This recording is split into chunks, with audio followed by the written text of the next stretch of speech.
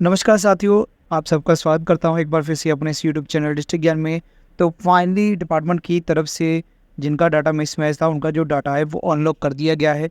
तो वो अब अपनी जो डिटेल्स है वो फिल कर सकते हैं। तो यहाँ पर आप सभी को भी मैसेज पहुँच गया होगा कि जो अध्यापक की ट्रांसफ़र के संबंध में लिखा जाता है कि डाटा अपडेट करने की जो लास्ट डेट है वो 27 अगस्त 2024 से शाम को 8 बजे तक। तो इसके बाद डाटा संबंधित डीडीओ की तरफ से 28 अगस्त 2024 को सुबह 8 बजे तक वेरीफाई किया जाएगा। तो इस प्रक्रिया के बाद स्टेशन चॉइस के लिए संवाद दिया जाएगा। तो जिन टीचर्स का भी डाटा मिसमैच था उनको चांस दिया गया है, डाटा अनलॉक कर दिया गया है। तो सभी टीचर जो हैं वो इस पर अपना जो डिटेल्स है वो फिल करने की कोशिश करें, जिसके कारण वेबसाइट स्लो हो सकती है। तो कोशिश करिए कि अभी जैसे साइट बिजी है तो थोड़ा रुक कर बाद में ट्राई कर लीजिएगा, क्योंकि जो भी आप डाटा फिल करेंगे अभी आपको ध्यान से फिल करना पड़ेगा। तो ये बातों का आपने ध्यान रखना है। तो कौन-कौन सी जो बातें हैं वो आपने ध्यान में रखनी है। तो सर्विस डिटेल भरने के टाइम पे जो डिटेल्स फिल करनी है उसमें ध्यान रखना है कि आपका जो डाटा है वो मिसमैच ना हो। तो पहली जो पॉइंट है कि सर्विस डिटेल बिना किसी गैप के सारी सर्विस की डिटेल आपने फिल करनी है। किसी भी तरह का एक दिन का भी गैप उसमें नहीं होना चाहिए। स्कूल से फार्ग होने के बाद और नए स्कूल में ज्वाइन करने के लिए डेट जो है वो सेम नहीं होनी चाहिए। तो मैंने जो वीडियोस बनाई थी कि कैसे आपने अप्लाई करना है उसमें मैंने ये सारे पॉइंट्स आपको बताए थे। मे बी शायद आपके पास वो वीडियो नहीं पहुंची हो या आपने नहीं देखी हो, बट मैंने वहाँ पे आपको बताया था। कुछ मुझे कमेंट्स से क्यूरीज भी आते थे कि कई बार क्या होता है कि हम सेम डेट में ही वहाँ से रिलीव होते हैं, तो सेम डेट को ही हम ज्वाइन कर लेते हैं। तो वहाँ पे आपने क्या करना है कि ज्वाइन की डेट जो है वो सेम रखनी है और रिलीविंग जो डेट है उससे पहले की डेट फिल कर देनी। जैसे मान लीजिए आप 3 डेट को ही ज्वाइन किया है और 3 को ही रिलीव किया है, तो आपने ज्वाइन की जो डेट है वो 3 रखनी है और रिलीविंग जो डेट है वो 2 रखनी है। आपने ये बात का आपने ध्यान रखना है।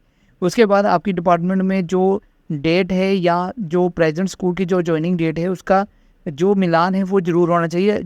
ई पंजाब के साथ वो मैच होना चाहिए। ऐसा नहीं कि आप कोई और भर दें और ई पंजाब पर कोई और है।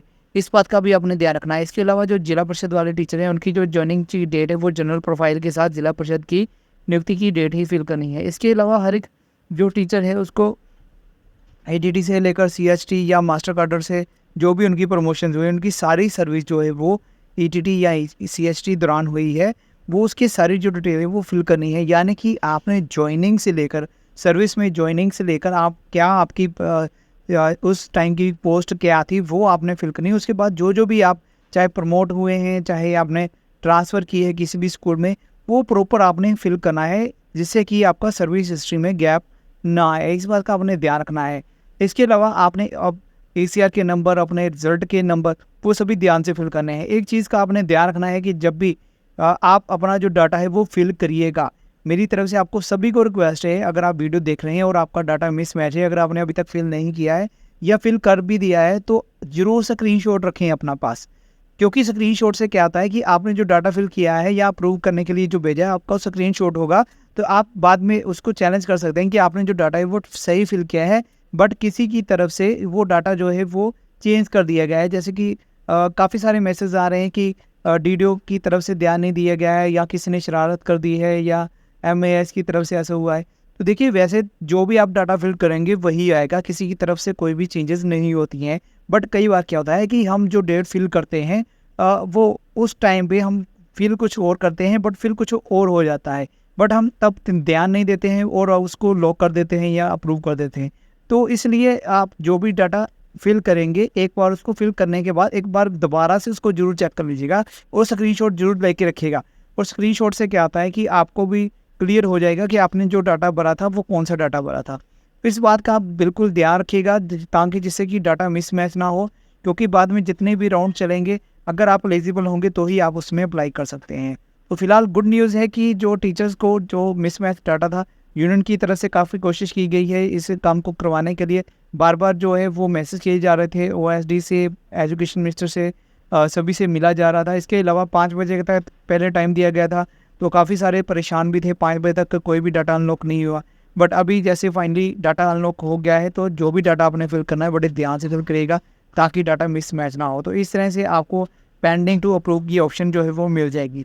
तो जिन टीचर्स ने डाटा मिसमैच था उन्हीं का डाटा जो है वो डिसअप्रूव हुआ है, तो वही अपना जो डाटा है वो अपना अप्रूव कर सकते हैं। बाकी जिन्होंने स्टेशन चॉइस कर ली है या जिन्होंने पहले अप्लाई नहीं किया था, वो अब इसमें उनके लिए कोई डाटा अनलॉक नहीं होगा।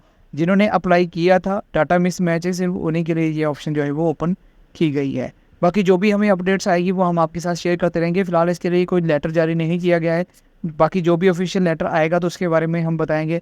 अब जिन्होंने स्टेशन फिल किया है उनके मन में भी डाउट है कि क्या 26 डेट को अगर एक्सटेंड किया जाएगा कि या फिर 26 तारीख तक जिन्होंने अप्लाई किया है उनको स्टेशन चेंज जो है वो मिल जाएगी।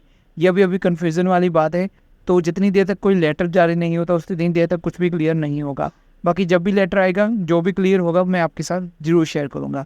बाकी सोशल मीडिया सभी के पास है, आप सभी काफ़ी चैनल के साथ जुड़े होंगे। समय समय पर आपको सभी जो मैसेज है वो मिलते रहते हैं। बट फिर भी मैंने वीडियो बनाई है ताकि कुछ पॉइंट जो है वो मैं आपके साथ शेयर कर सकूँ, जिसके कि कारण आपके कोई भी बाद में कोई भी प्रॉब्लम ना आए। तो चलिए आज की इस वीडियो को यहीं ख़त्म करूँगा। जल्दी मिलूँगा नेक्स्ट वीडियो में। तब तक के लिए गुड बाय, जय हिंद।